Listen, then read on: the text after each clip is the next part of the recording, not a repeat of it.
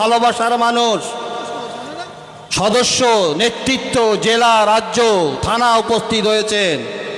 তার সাথে সাথে আমার জমিয়তুল উলামায়ে বাংলার হাজারো হাজারো কর্মী বাংলার বিভিন্ন প্রান্ত থেকে ছুটে এসেছেন আজ কলকাতার বুকে এক ইতিহাস তৈরি করতে, যে ইতিহাস আগামী দিনে কেন্দ্রীয় সরকার অধ্যয়ন করতে বাধ্য হবে।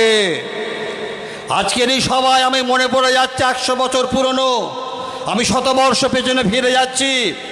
পশ্চিম বাংলা সহ পূর্ব ভারতের যুগ সংস্কারক হযরত পীর আবু বকর সিদ্দিকী দাদা হুজুর কেবলা রহমতুল্লাহ আলাইহে, সেদিন তিনি বলেছিলেন, আমার ডান হাতে আছে কোরআন, বাম হাতে আছে হাদিস, বুকে আছে ইসলাম, মাথায় আছে সংবিধান। ব্রিটিশ সরকারের আইন যদি আমার কোরআন বিরোধী হয়, হাদিস বিরোধী হয়, ইসলাম বিরোধী হয়, আমি আবু বকর বলছি, আমার লক্ষ লক্ষ মানুষকে নিয়ে তাকে আমি কখনো মান্যতা দেব না। আজ আবার ফিরে এসেছে সেই দিন। এই ওয়াকফ শুধু মুসলমানদের সম্পত্তি বাঁচানোর লড়াই নয়, এই ওয়াকফ শুধু মুসলমানদের মাদ্রাসা মসজিদ মক্তব বাঁচানোর লড়াই নয়, এ লড়াই সংবিধান বাঁচানোর লড়াই, এ লড়াই গণতন্ত্র বাঁচানোর লড়াই, এ লড়াই ভারতের ঐতিহ্যকে রক্ষার লড়াই, এ লড়াই হিন্দু মুসলমানের মধ্যে যে সম্প্রীতি, যে ভালোবাসা, যে সহনশীলতা যুগ যুগ ধরে চলে আসতে তাকে মাঝে রাখার লড়াই। আমি সব ধর্মের, সব বর্ণের, সব ভাষার, সব মতের মানুষকে বলবো, আসুন, আপনারা ভাববেন না মুসলিম সমাজ বিপদে পড়েছে, দেশ বিপদে পড়েছে, দেশ বিপদে পড়েছে, গণতন্ত্র ধ্বংস হতে যাচ্ছে, সাম্প্রদায়িক শক্তি বাড়তে যাচ্ছে, সংবিধান লঙ্ঘন হতে যাচ্ছে। এই বাঁচাবার দায়িত্ব শুধু মুসলমানের নয়, সারা ভারতবর্ষের প্রত্যেকটা মানুষের। আরে আজকে মুসলিম পার্সোনাল লকে আন্তরিক অভিনন্দন জানাবো। তারা সারা দেশব্যাপী, ভারতবর্ষব্যাপী যে আন্দোলনের ঢেউ তুলেছে। আজ সেদিন যদি মাত্র 313 জন খোদা প্রেমী, রসুল প্রেমী মানুষ যদি 1000 সুসজ্জিত ইসলাম বিরোধীকে ধ্বংস করে ফেলতে পারে, আজ মুসলিম পার্সোনাল লয়ের উদ্যোগে সারা ভারতবর্ষে এই বাংলার বুকে কোটি কোটি রসুল প্রেমী, খোদা প্রেমী, ইসলাম প্রেমী, দেশপ্রেমী মানুষ তৈরি হয়ে গেছে। কেন তোমরা আটকাতে পারবে না ওই কালা কানুনকে? আমার বিশ্বাস ইনশাল্লাহ আপনারা যদি সৎভাবে এগিয়ে চলেন, একতার সাথে এগিয়ে যান, দল থাকবে, মত থাকবে, ভাবনা থাকবে, চিন্তা থাকবে, অনেক দর্শন থাকবে, ইসলামকে বাঁচানোর জন্য, জাতিকে বাঁচানোর জন্য, মৌলিক অধিকারকে মাঝে রাখার জন্য, সংবিধানকে মাঝে রাখার জন্য। আজ যেমন আমরা একত্রিত হয়েছি, আগামী দিনে এই ইউনিটিকে আমাদের বজায় রাখতে হবে। আপনারা যারা বিভিন্ন প্রান্ত থেকে এসেছেন, সমস্ত সংগঠনের নেতৃত্ববৃন্দ, সদস্যবৃন্দ, তাদেরকে আমি আমার জমিয়তুল উলামা বাংলার পক্ষ থেকে আন্তরিক অভিনন্দন জানাচ্ছি, মোবারকবাদ জানাচ্ছি। তার সাথে সাথে আমার জমিয়তের যত কর্মীরা এসেছেন তাদের প্রতি আমি কৃতজ্ঞতা জ্ঞাপন করছি যে অল্প সময়ের মেসেজে আপনারা ছুটে এসেছেন এই কলকাতার বুকে। আগামী দিনে আরও বৃহত্তর আন্দোলনে নামতে হবে, আরও বৃহত্তর সংগ্রাম করতে হবে। তৈরি থাকুন, মানসিকভাবে তৈরি থাকুন। বুকে যদি রসুলের প্রেম থাকে, বুকে যদি খোদার ভালোবাসা থাকে, খোদার প্রেম থাকে, পৃথিবীর কোনো শক্তি নেই, পৃথিবীর কোনো ক্ষমতা নেই, দেশের কোনো প্রধানমন্ত্রীর ক্ষমতা নেই, স্বরাষ্ট্রমন্ত্রীর ক্ষমতা নেই তাকে শেষ করে দিতে পারে। আপনারা সকলে দলবদ্ধভাবে এগিয়ে চলুন। এ লড়াই শুরু হয়েছে, আগামী দিনে আরও কঠিন কঠিন লড়াই আসবে। মুসলমানদের অধিকার কেড়ে নেওয়ার চেষ্টা, তাদের রাইট কেড়ে নেওয়ার চেষ্টা, শুধু আঁকা বাঁচানো নয়, রাইট কেড়ে নিতে চাইছে। আপনারা সকলে দলবদ্ধভাবে এই সংগ্রামে সামিল হবে। আরও অনেক বহু বক্তা এখানে আছেন, অনেকের কথা শুনেছেন। একটা মূল কথা হচ্ছে লড়াইয়ের মাঠে থাকতে হবে, লড়াইয়ের ময়দানে থাকতে হবে, লড়াইয়ের আহ্বানে সমবেত হতে হবে। আমি আবার মঞ্চে যারা উপস্থিত আছেন, আমি তাদের সকলকে আমার জমিয়তুল উলামা বাংলার রাজ্য সম্পাদক হিসাবে আন্তরিক অভিনন্দন, মোবারকবাদ জানিয়ে শেষ করছি। শেষ কথা বলতেই হবে কামরুজ্জামান ভাইয়ের কথা। একটা তরুণ তাজা টকবকে যুবক বাংলার কোনায় কোনায় ঘুরে, অলিতে গলিতে ঘুরে আপনাদের সকলকে একত্রিত করতে পারছে।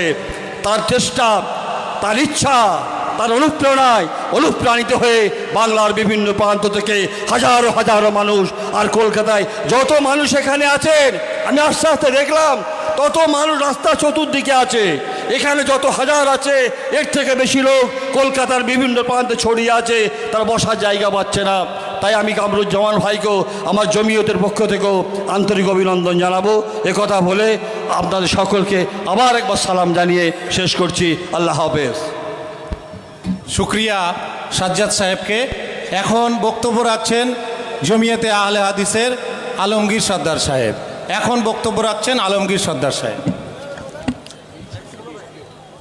আসসালামু আলাইকুম রহমতুল্লাহ। আমাদের আসার উদ্দেশ্যে আপনারা প্রত্যেকেই জানেন,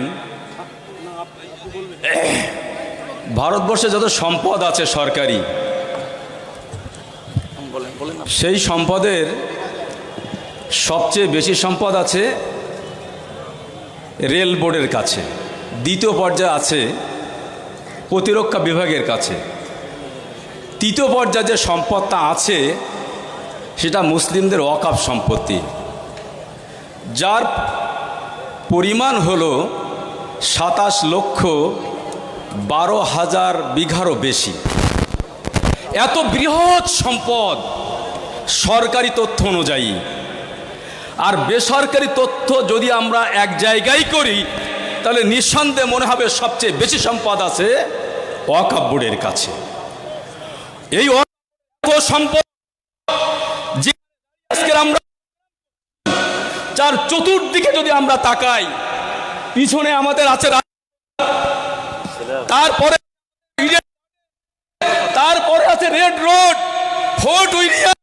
এমনি আলোচনা করি তাহলে দেখব গোটা সম্পদ মুসলমানদের কাছে আছে।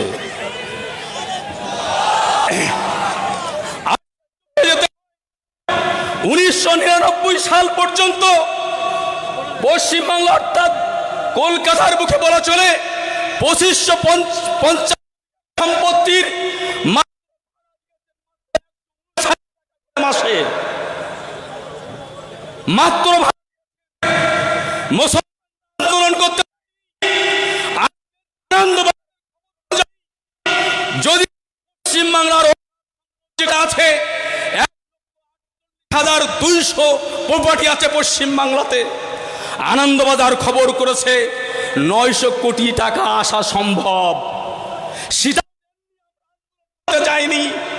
কিন্তু দুঃখের বিষয়, বড় পরিতাপের বিষয়, আমি যে মসজিদটায় নামাজ পড়ি, আমার পিতা আমার কবরস্থান রেখে গেছে, আমি সেই কবরস্থানে শায়িত হতে পারবো কিনা, এটাই আজকে আমাদের কাছে বড় প্রশ্ন হয়ে দাঁড়িয়েছে। আপনাকে চাই আমরা দাফন হব ইনশাআল্লাহ।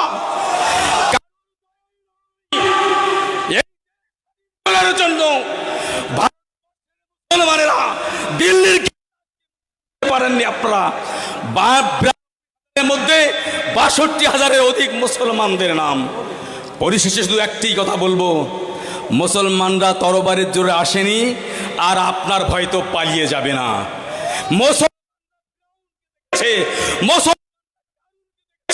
মুসলমান আবু জেহেল দেখেছে, আজকের অমিত শাহ মোদীকে ভয় পাওয়ার মুসলমানদের কিছু নেই। প্রস্তুত থাকুন, মাধ্যমে আমরা যেন ওয়াকফ সম্পত্তি রক্ষা করতে পারি। আল্লাহ আমাদের সেই তৌফিক দান করুন, আমিন। মঞ্চে বরেণ্য ব্যক্তিত্বরা উপস্থিত আছেন, তাদের কথা না শুনে আমরা এই রানী রসমণি ছেড়ে যাব না। থাকবেন তো আপনারা? সাহেব আছেন, মুফতি সাহেব আছেন, সবাই আছেন, কেউ আপনারা যাবেন না। এখন আপনাদের সামনে খুব গুণী মানুষ বক্তব্য রাখবেন। আমাদের পশ্চিমবঙ্গ সংখ্যালঘু কমিশনের চেয়ারম্যান জনাব আহমদ হাসান ইমরান সাহেব আপনাদের সামনে এখন কথা রাখছেন।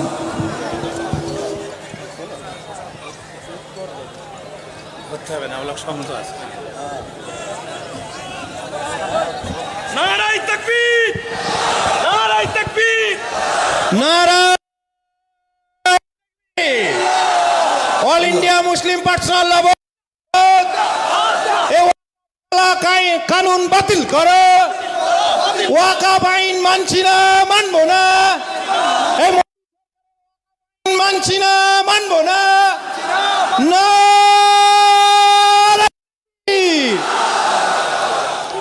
সমস্ত প্রশংসা আল্লাহর, সেই আল্লাহ যিনি সমগ্র সৃষ্টি করেছেন, যিনি মানুষকে সৃষ্টি করেছেন এবং যার কাছে প্রত্যেক মানুষকে ফিরে যেতে হবে। দরুদ ও সালাম তার প্রিয় নবী মুহাম্মদ সাল্লাল্লাহু আলাইহি সাল্লামের উপর। এখানে অনেক বিশিষ্ট ব্যক্তি আমাদের মিল্লাতের নেতৃবৃন্দ উপস্থিত আছেন, সবার নাম আমি বললে অনেক সময় লেগে যাবে। এখানে রয়েছেন আমাদের মৌলানা আমি পরপর বলছি না, আব্দুল মতিন সাহেব, পীর ইমরান উদ্দিন সিদ্দিকী সাহেব যিনি অনেকগুলো সংস্থা চালান, রয়েছেন সাজ্জাদ সাহেব, রয়েছেন আবু তালেব রহমানী সাহেব, মুসলিম পার্সোনাল ল বোর্ডের তিনি প্রতিনিধিত্ব করছেন, রয়েছেন কামরুজ্জামান সাহেব যিনি আজকের এই অনুষ্ঠানটির আয়োজনে সবথেকে বড় ভূমিকা নিয়েছেন, রয়েছেন সাজ্জাদ সাহেব, এরকম অনেকে রয়েছেন। আমি সবার নাম করতে পারি কিন্তু সময় চলে যাবে বলে আমি তা করছি না। আমি আমার বক্তব্য শুরু করব আপনাদেরকে একটি প্রশ্ন দিয়ে। আপনারা বলুন তো, আপনারা কি ভারতের নাগরিক? প্রত্যেকে ভারতের নাগরিক। আমরা মুসলমানরা ভারতের নাগরিক, কিন্তু আমাদেরকে নাগরিকত্বহীন করার চেষ্টা করা হচ্ছে। আর এই যে দেখছেন বিভিন্ন জিনিস তারা করছে, সিএ, ওয়াকফ সংশোধনী আইন। হ্যাঁ ভাই, কী হচ্ছে কি? চুপ করুন একটু, চুপ করুন। এখন যেটা হচ্ছে আমাদেরকে নাগরিকত্বহীন করার চেষ্টা হচ্ছে, এটা একটা বড় চক্রান্ত। হঠাৎ করে বলুন তো, হঠাৎ করে ওয়াকফ সংশোধনী আইন কেন এলো? আমরা কি চেয়েছিলাম যে ওয়াকফ সংশোধনী আইন আসুক? এটা তো আমাদের জিনিস, আমরা বলবো যে এটা সংশোধন চাই। আচ্ছা ভাই, কী হচ্ছে আপনাদের বলুন, আমরা থেমে যাই। আবার থামো, কামরুজ্জামান বসে যান ভাই, এই পাশে যারা আছেন বসে যান, আপনি বলুন। তা আমি যেটা বলছিলাম যে আপনারা বলুন কেন ওয়াকফ আইন এলো, এই সংশোধনী আইন।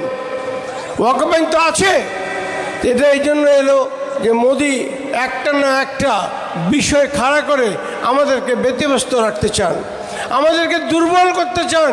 ভারতের যে 22 কোটি বা 30 কোটি মুসলমান আছে, সেন্সাস বলে 22 কোটি, আর আমরা বলি 30 কোটি, তাদেরকে হতমান অপমান করতে চান, তাদেরকে এমন করে দিতে চান যে তারা যেন মাথা তুলে দাঁড়াতে না পারে, তারা যেন নিজেদের নাগরিকত্ব পরিচয় দিতে না পারে। এটাই তার আসল লক্ষ্য। নাহলে এই হঠাৎ করে ওয়াকফ আইন কেন, এই সংশোধনী কেন, আমরা তো চাইনি। এখন সবথেকে বড় কথা হচ্ছে আপনাদেরকে সাবধান থাকতে হবে। একের পর এক এই ধরনের চক্রান্ত হবে, ষড়যন্ত্র হবে। আমরা যদি চুপ করে থাকি তাহলে কিন্তু চলবে না। আজকে আমরা দেখতে পাচ্ছি যে কী করে ভারতের মুসলমানদেরকে অস্তিত্বহীন করতে চাইছে আমাদের মোদী সরকার। এই দুদিন আগে সারাই কালু খান বলে দিল্লিতে একটা জায়গা আছে, বিরাট এলাকা। কালু খান ছিলেন একজন সুফি সন্ত, তো আজকে 700-800 বছর ধরে আছে, তার নামটা চেঞ্জ করে দিল। এবং আজকে ইলাহাবাদ যে নামটা সেটা চেঞ্জ করে দিল।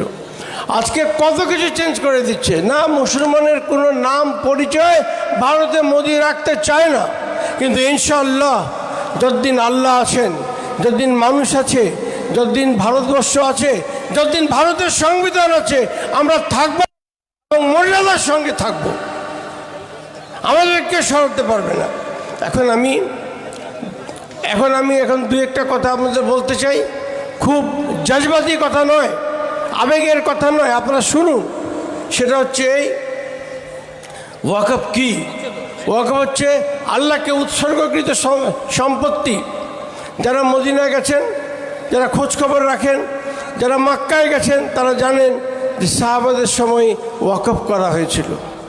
আল্লাহর নবীও বাগান ওয়াকফ করেছিলেন। এটা আল্লাহকে উৎসর্গিত সম্পত্তি। এবং যেটা হচ্ছে দ্বিতীয় কথা হচ্ছে, এটা কেন তারা হাতে নেবে, এটা আমাদের ব্যাপার। আমরা কি আমাদের সম্পত্তি আল্লাহর উদ্দেশ্যে উৎসর্গ করতে পারবো না? অনেকে বলে ওয়াকফ শুধু কবরস্থান, ওয়াকফ শুধু মাজার, ওয়াকফ শুধু মসজিদ, ওয়াকফ শুধু মাদ্রাসা। তা নয়, ওয়াকফ দিয়ে অনেক বড় বড় কাজ হয়েছে আর হবেও ইনশাআল্লাহ। আপনারা হামদর্দের নাম শুনেছেন? একটা ওষুধ আপনারা খান তো হামদর্দের, সেই হামদর্দে বিশ্ববিদ্যালয় আছে, মেডিকেল কলেজ আছে, আরও কত কিছু আছে, স্কুল আছে। এটা হচ্ছে একটা ওয়াকফ সম্পত্তি, হামদর্দ, পুরো হামদর্দ। এদিকে অনেক কিছু আমরা করতে পারি। আপনারা জানেন যে বড় বড় সম্পত্তি এখানে আছে। টিপু সুলতানের ছেলেরা এখানে তৈরি করেছিল শাহ ওয়ালিস বিল্ডিং, রাজার চেম্বার, আরও কত কি, মসজিদ তো আছেই। তো সেগুলো ওয়াকফ সম্পত্তি, তার সম্পূর্ণ ভালো ইউজ হচ্ছে না। তো আমি যেটা বলতে চাই যে আজকে ভারতের সংবিধানকে ধ্বংস করার চেষ্টা হচ্ছে। আজকে কেন বলছি যে সংবিধানের যে 14 ধারা, এই ওয়াকফ সংশোধনী আইন, তার বিরুদ্ধে। সংবিধান কি বলেছে? আমাদেরকে মৌলিক অধিকার দিয়েছে। কি অধিকার? ধর্ম, জীবন, সম্পত্তি, মান, ইজ্জত, এগুলোকে আমাদেরকে মৌলিক অধিকার যেটা আমাদের আছে সেটা সংবিধান আমাদেরকে দিয়েছে। এই ওয়াকফ আইন এনে সেই অধিকারকে ক্ষুণ্ণ করার চেষ্টা করা হচ্ছে। বলা হচ্ছে যে ভারতের মুসলমানদের এই অধিকারগুলো নেই, মানে বকরমে বলা হচ্ছে।